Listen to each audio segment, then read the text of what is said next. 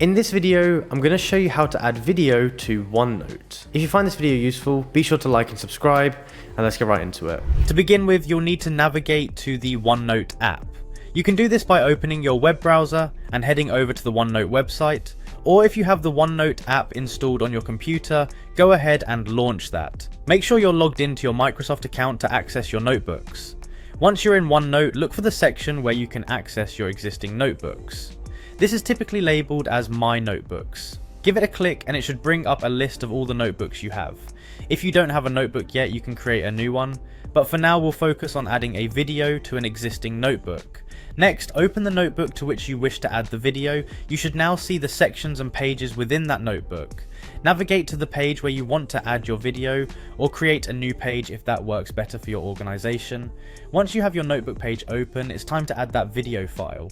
Look towards the top of the app for a tab labeled Insert. This tab houses all sorts of capabilities like adding files, images, links, and of course videos to your notes. Click on Insert, and you'll see a drop-down menu appear with various options. From this drop-down, find and click on File Attachment. Selecting this option will either open your File Explorer on Windows or Finder on Mac. What you'll want to do next is locate the video file you wish to upload. It might be helpful to have this video saved in an easily accessible folder on your computer to make this step seamless.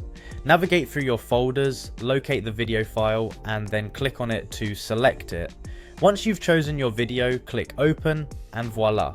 Your video should now be attached to your OneNote page as a file attachment. And there you have it. You've just embedded a video in your OneNote notebook. It's that easy. This feature makes it so convenient to have all your information in one place, eliminating the need to switch between apps and browser windows. Hopefully you found this guide straightforward and easy to follow. Feel free to replay any sections if needed, and happy note taking.